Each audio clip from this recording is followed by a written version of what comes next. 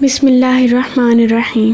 شروع اللہ کے نام سے جو بڑا مہربان اور نہایت رحم کرنے والا ہے۔ ایک شخص اندھیری رات میں فجر کی نماز پڑھنے کے لیے گھر سے نکلا۔ اندھیرے کی وجہ سے اسے ٹھوکر لگ گئی اور وہ منہ کے بل کیچڑ میں گر گیا۔ کیچڑ سے اٹھ کر وہ گھر واپس آیا اور لباس تبدیل کر کے دوبارہ مسجد کی طرف چل دیا۔ ابھی چند ہی قدم چلا تھا کہ دوبارہ سے ٹھوکر لگی اور وہ دوبارہ کیچڑ میں گر گیا۔ کیچڑ سے اٹھ کر وہ پھر دوبارہ اپنے گھر گیا، لباس بدلا اور مسجد جانے کے لیے دوبارہ گھر سے نکلا۔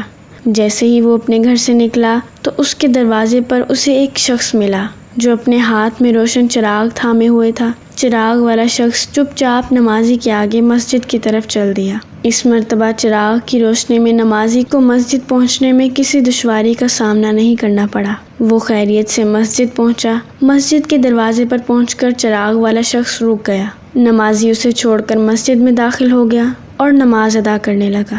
نماز سے فارغ ہو کر وہ مسجد کے باہر آیا تو وہ چراغ والا شخص اس کا انتظار کر رہا تھا تاکہ اس نمازی کو چراغ کی روشنی میں گھر چھوڑ آئے۔ جب نمازی گھر پہنچ گیا تو نمازی نے اجنبی شخص سے پوچھا، آپ کون ہیں؟ اجنبی بولا، سچ بتاؤں تو میں ابلیس ہوں۔ نمازی کی تو حیرت کی انتہا نہ رہی۔ اس اجنبی کی یہ بات سن کر نمازی سوچنے لگا، ابلیس؟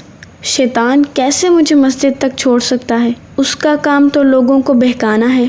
تو اس شخص نے بڑی حیرت کے ساتھ ابلیس سے پوچھا، تجھے تو میری نماز رہ جانے پر خوش ہونا چاہیے تھا، مگر تم تو چراغ کی روشنی میں مجھے مسجد تک چھوڑنے آئے۔